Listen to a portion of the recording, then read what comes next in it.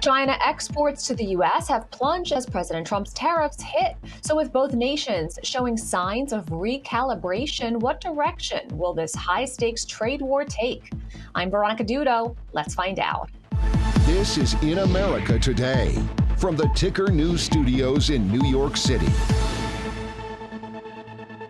At a high-level cabinet meeting, President Donald Trump touted the success of his tariff policy, claiming it has fueled more than $7 trillion in private sector investments in the United States. The remarks come as China's manufacturing sector suffers its sharpest decline in over a year, underscoring the pressure mounting from steep U.S. tariffs. In response, Beijing is rolling out economic stimulus measures and quietly granting exemptions on certain U.S. goods, including pharmaceuticals and aircraft engines. Here's the president discussing the situation between the U.S. and China. And I don't want this to happen, but I know that China is doing very poorly right now. I just saw some reports coming out, and I don't want that to happen to China. I like the president a lot, President Xi. I don't want it to happen. I was actually saddened to hear it, but they are getting absolutely hammered in China. And, they're sending boats, the biggest boats in the world, carrying cargo like nobody's ever seen before. These are the biggest boats in the world, biggest cargo ships in the world. And they're coming and they're turning around in the Pacific Ocean. They're doing a big U-turn and going back because they don't want the goods, because 145% tariff. But at a certain point, I hope we're going to make a deal with China. We're talking to China, but their factories are closing all over China, because we're not taking their product. We don't want their product unless they're going to be fair with us. And that includes intellectual property and other. For more, I'm joined by Rebecca Liao, the CEO and founder of Saaga and a policy advisor on U.S.-China relations. Welcome. Thanks so much for having me, Veronica. It's good to see you. So we just heard from President Trump that there are talks taking place. Do you think a deal can be made? No, I do not.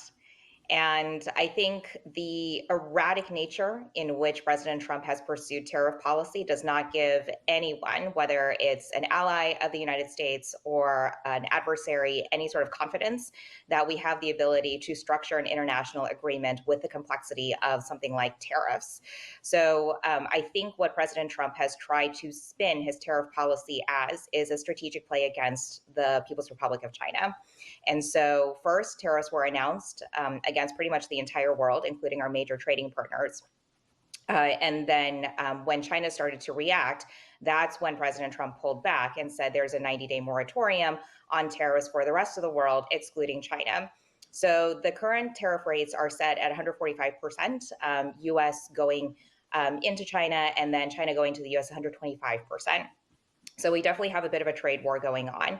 Now, the difficulty of the situation is that because nobody trusts the president to make an actual deal with them, the countries that have that 90-day moratorium aren't really stepping forward with serious propositions, and China certainly isn't budging. So there isn't much confidence, honestly, right now in a deal being made, and the markets reflect that. To be perfectly honest, if the markets had confidence and if business owners saw that a tariff deal was in the offing, then the market would have recovered much more significantly than it has already. But we're certainly not pricing in any sort of deal occurring. So it's fascinating to see because, of course, we are listening when we hear some of the announcements coming out of the White House. You know, there's been talk that possibly there could be a deal with India. Of course, that's over in Asia. So it will be very interesting kind of to see what happens with some of those neighboring countries. But as you mentioned, the markets are still waiting to see that tangible evidence that there are those deals. What sectors have seen the greatest benefit and maybe also have been hit the hardest during this particular situation? To be perfectly honest, the sectors that have done the best are the ones that have been noticeably exempted. And a lot of people focus on pharmaceuticals as one of those sectors. A lot of people also focus on the semiconductor industry. But what my trade colleagues will remind people is that the semiconductor industry is being processed through a separate track in our trade negotiations with China. And all the restrictions that are part of the CHIPS Act in the United States still apply.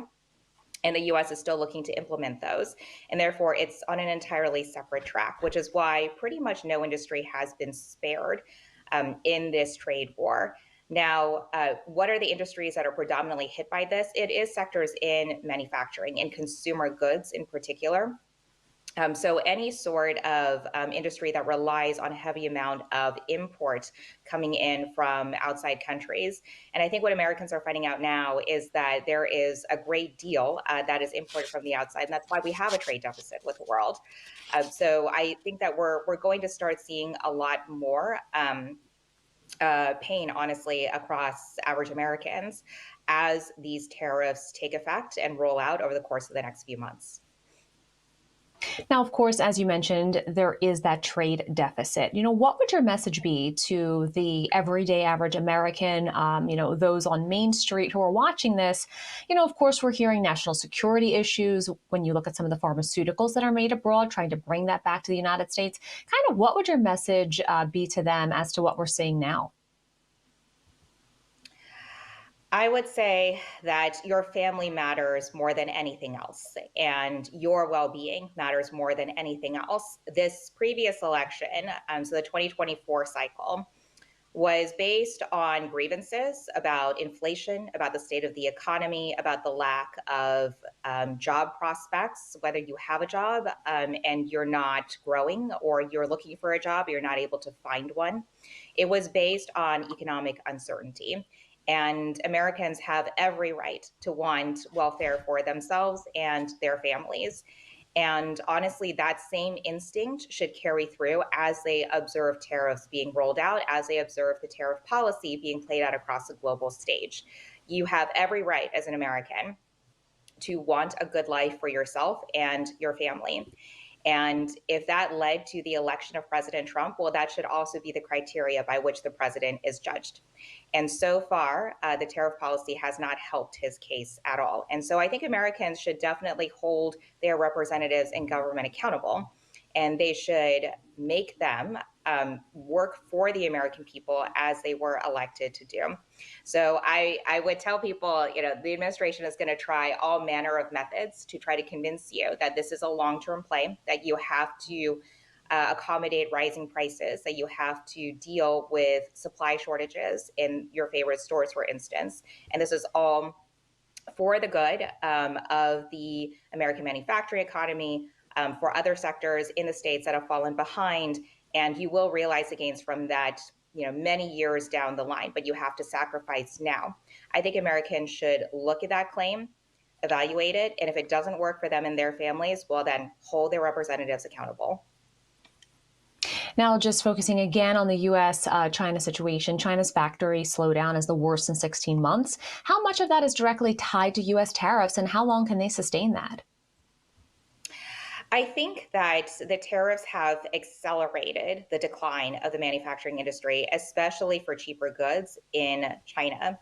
And the reason why I say it's accelerated the decline is that the Chinese government itself has been trying to move the country away from this level of manufacturing, because they recognize that in order for China to have long-term sustainable economic growth, it needs to transition to more of a consumer-oriented society as opposed to one that is primarily based on production.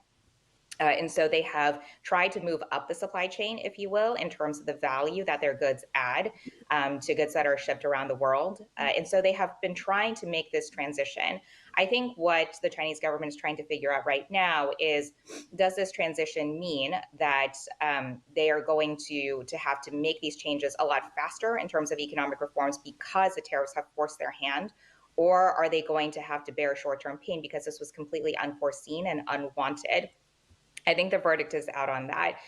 But certainly a trade war is not good for general international economic welfare, and China is definitely affected by that as well. So on the one hand, I don't think it's a shock or it forces a pivot to the Chinese government of their current economic policy. Having said that, I do think that tariffs as a broader policy were completely unwelcome. Rebecca Liao, thank you so much for your time today. Thanks so much, Veronica. This is Ticker. We'll be right back.